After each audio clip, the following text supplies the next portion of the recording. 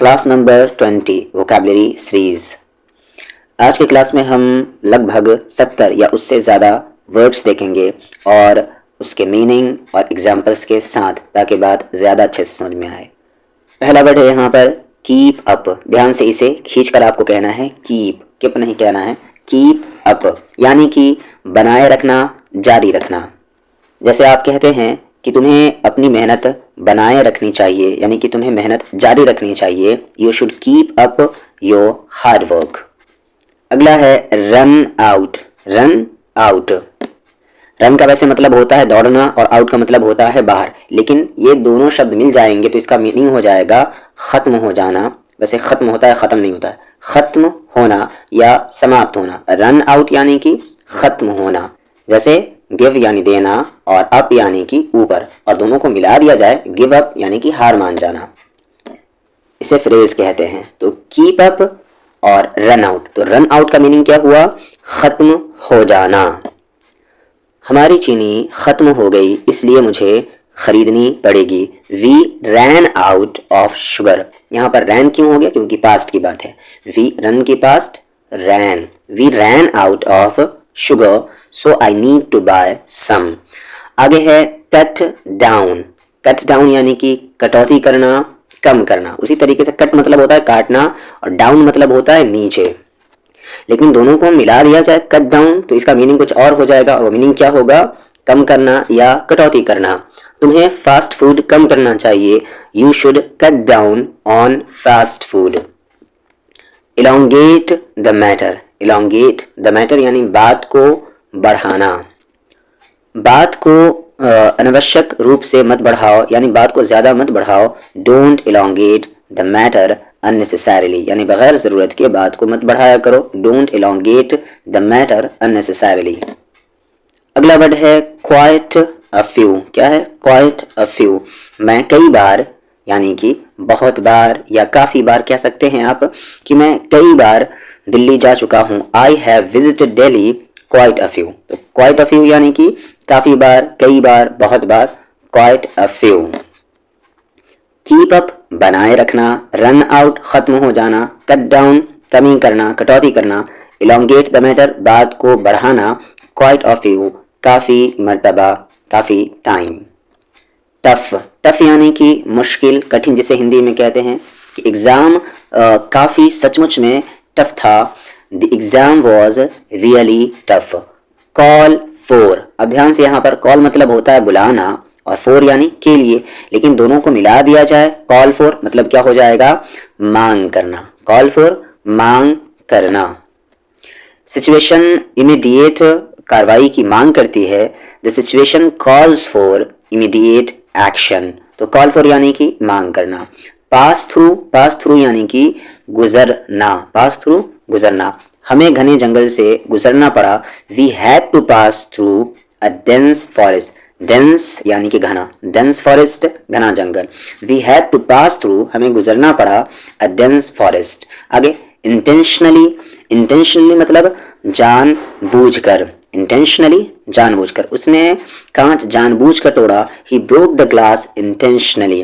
Compromise. Compromise यानी कि समझौता करना। मैं अपने प्रिंसिपल्स पर समझौता करना नहीं चाहता। I don't want to compromise on my principles. तो कॉम्प्रोमाइज समझौता करना। Tough, call for, pass through, intentionally, compromise. Sour यानी कि खट्टा। सावर खट्टा। This lemon is very sour. Bitter यानी कि कड़वा। द मेडिसिन टेस्ट्स बिटर यानी कि ये दवा कड़वी लगती है। The medicine tastes bitter. Sour खट्टा, बिटर कड़वा। सॉल्टी नमकीन। ये चिप्स बहुत नमकीन है। These chips are too salty. Explanation यानी कि स्पष्टीकरण। एक्सप्लेनेशन। उसने विषय का स्पष्टीकरण दिया। He gave a clear explanation of the topic. He gave a clear explanation. उसने दिया एक clear explanation of the topic, topic का। अगला वर्ड है एम्फेसिस। क्या पढ़ेंगे इसे? एम्फेसिस। एम्फेसिस यानी कि जोर देना, बल देना, किसी चीज पर ज्यादा ध्यान देना। एम्फेसिस। टीचर ने ग्रामर पर जोर दिया. The teacher put emphasis on grammar. emphasis. sour, bitter, salty, explanation, emphasis. difficult, मुश्किल. ये सवाल हल करना बहुत मुश्किल है. This question is very difficult to solve. difficulty, कठिनाई, परेशानी. उसे पढ़ाई में बहुत कठिनाई आई, बहुत परेशानी आई. He faced a lot of difficulty in his studies. अगर एंड में यहाँ पर टी नहीं होता तो इसे आप पढ़ते हैं फेस, लेकिन यहाँ पर पढ़ेंगे फैसेट. फैसेट मतलब होता है पक्ष, पहलू. हमें इस मुद्दे के हर पहलू पर विचार यानी कि कंसिडर करना चाहिए, सोचना चाहिए. We need to consider every facet of this issue. अगला वर्ड है रिकॉर्ड. रिकॉर्ड यानी कि दर्ज करना, रिकॉर्ड करना. उसने फ्यूचर रेफरेंसेस के लिए मीटिंग को रिकॉर्ड किया. He recorded the meeting for the future reference. In a way यानी कि एक तरीके से, एक तरह से. एक तरीके से वो सही है. In a way he is right. Difficult, difficulty, facet और record in a way. Up to यानी कि तक. ये ऑफर संडे तक वैलिड है. This offer is valid up to Sunday. Up to Sunday यानी कि संडे तक. एवर सिंस यानी कि जब से, या इसका मीनिंग होता है तब से. एवर सिंस जब से या तब से. जब से मैंने इस कंपनी में ज्वाइन किया है तब से मैं कड़ी मेहनत कर रहा हूँ.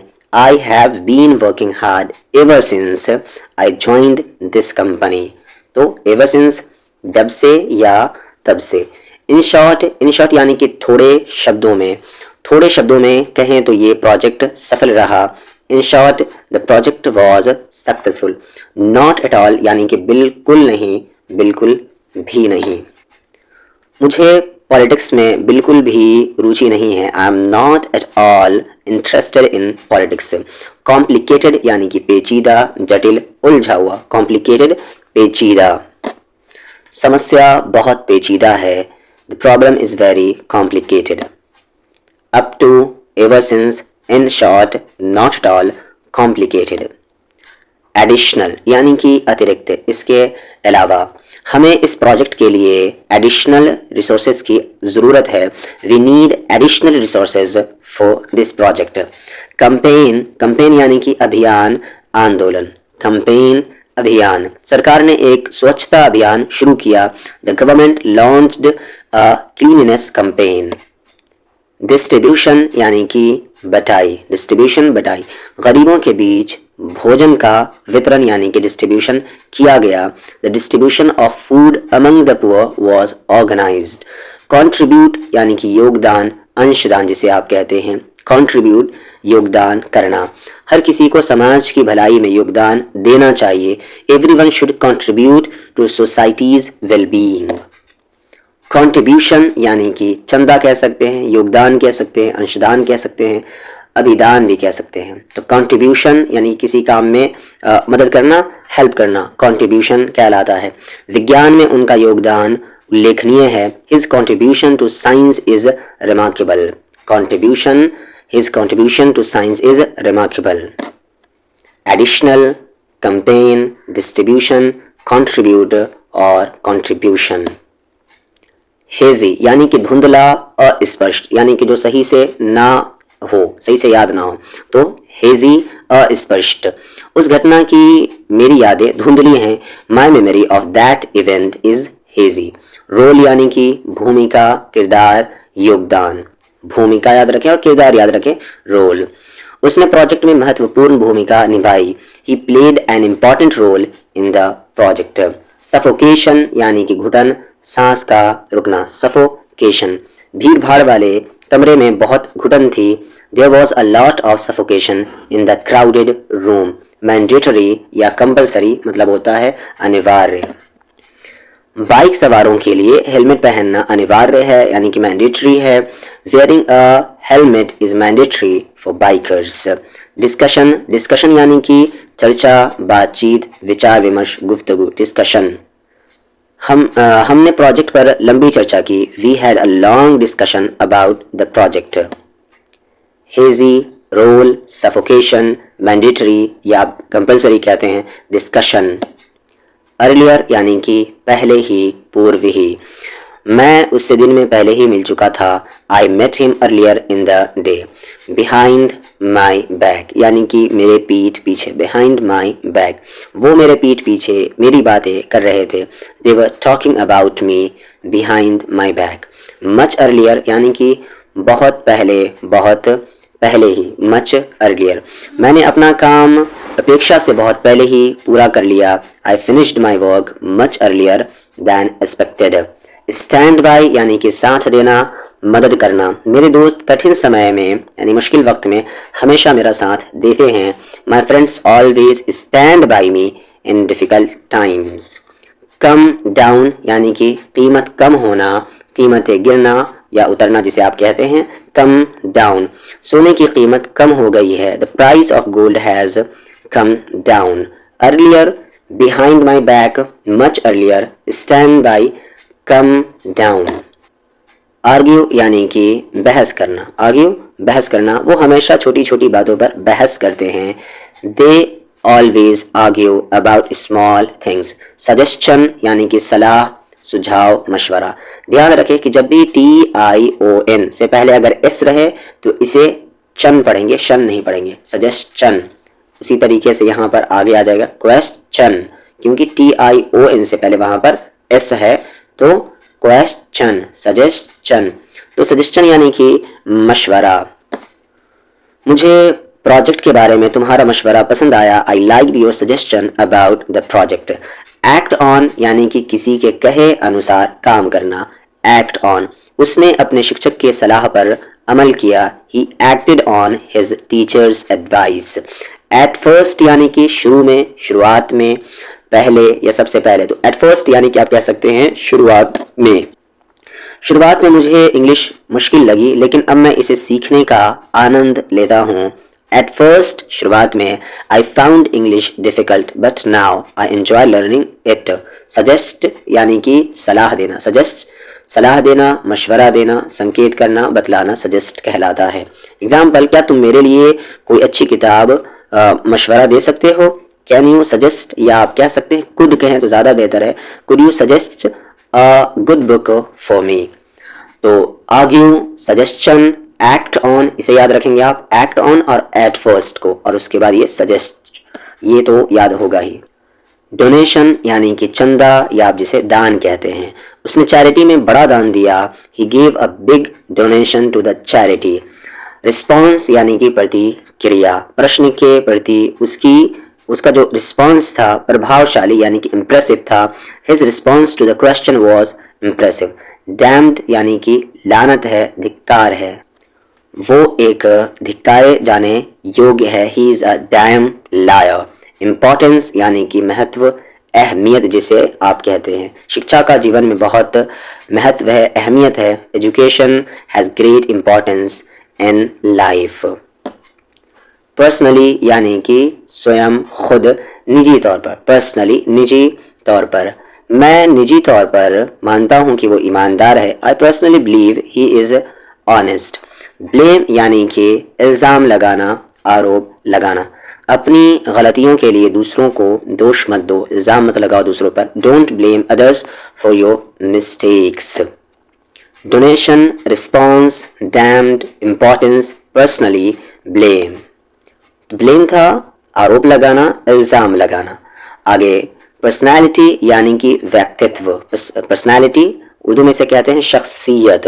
उसका व्यक्तित्व बहुत प्रभावशाली है। He has a strong personality यानी कि वो एक बहुत बड़ी शख्सियत है। He has a strong personality.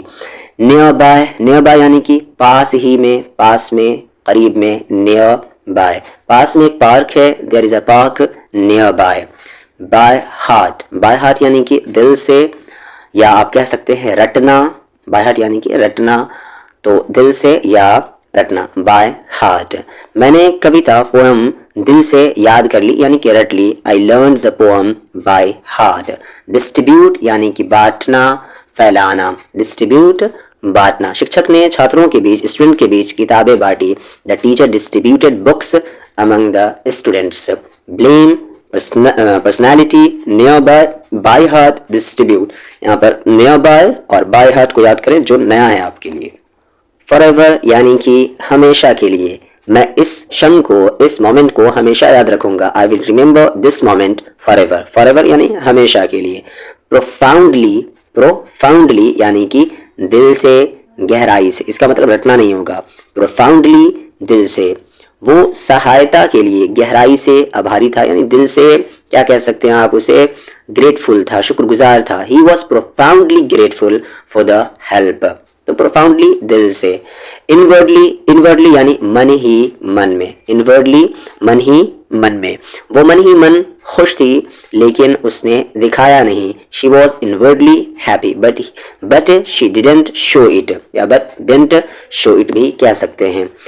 Strange coincident, strange coincident मतलब होता है अजीब इत्तेफाक। ये अजीब इत्तेफाक था कि हम दूसरे देश में मिले। It was a strange coincidence that we met in another country. Remind of यानी कि याद दिलाना या स्मरण करना। Remind of, ये गाना मुझे मेरे बचपन की याद दिलाता है। This song reminds me of my childhood. तो अगला वर्ड वही है, childhood यानी कि बचपन। Forever, profoundly, याद करेंगे आप इसे, profoundly और इनवर्डली यानी मन ही मन में। स्ट्रेंज कोइंसिडेंस, इसे एक वर्ड के तौर पर यूज कर सकते हैं। इस स्ट्रेंज कोइंसिडेंस, रिमाइंड ऑफ, तो ये सब अगर नया है तो सबको आप याद करेंगे। चाइल्डहुड, जैसा कि आपको कहा गया, बचपन, मुझे अपने बचपन के दिन याद आते हैं। I miss my childhood days. Face up यानी कि सामना करना। फेस अप, सामना करना। तुम्हें अपनी समस्याओं का सामना करना चाहिए। You must face up to your problems. In vain यानी कि फालतू में, बेकार में। इन वेन, बेकार में। उसके सभी प्रयास यानी कि सभी कोशिशें व्यर्थ चले गए, बेकार चले गए। All his efforts went in when. पे ऑफ यानी कि चुकाना, भुगतान करना। पे ऑफ, चुकाना। उसने आखिरकार अपना कर्ज चुका दिया। He finally paid off his loan. Keep in mind, एक फ्रेज के तौर पर यूज कर सकते हैं, एक सेंटेंस में बन सकता है। कीप इन माइंड यानी कि ध्यान में रखना, स्मरण रखना, याद रखना। कीप इन माइंड, ध्यान में रखो कि ईमानदारी जरूरी है। Keep in mind that honesty is important. Childhood, face up, in when, पे ऑफ, कीप इन माइंड। यहाँ पर फेस अप, इन वेन, पे ऑफ और कीप इन माइंड। अगला वर्ड है मैच्योर। मैच्योर यानी कि परिपक्व, जिसे आप उर्दू में बालिग कहते हैं। Mature, he is very mature for his age. वो अपनी उम्र के हिसाब से बहुत परिपक्व है, यानी मैच्योर है, समझदार है कह सकते हैं आप। मेंशन यानी कि जिक्र करना, उल्लेख करना। उसने रिपोर्ट में मेरा नाम नहीं लिया। He didn't mention my name in the report.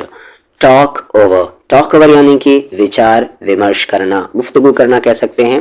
Talk over यानी किसी टॉपिक पे बात करना। चलो इस मुद्दे पर निर्णय लेने से पहले विचार विमर्श यानी गुफ्तगू करें। Let's talk over this issue before making a decision. Tie up यानी कि बांधना, आगे पार्टनरशिप करना। टाई अप, बांधना। दोनों कंपनियों ने एक नए प्रोजेक्ट के लिए साझेदारी की। The two companies tie up for a new project. Bear up यानी कि हौसला रखना, दुख या मुश्किल के वक्त में हिम्मत से काम लेना क्या कहलाता है? Bear up.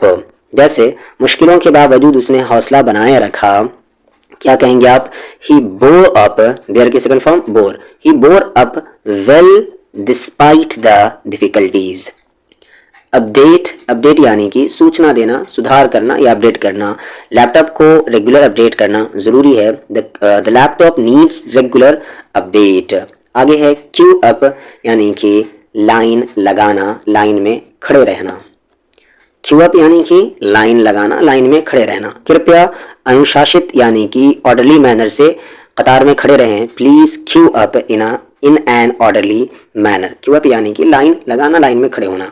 Mature, mention, talk over, tie up, bear up, update, queue up.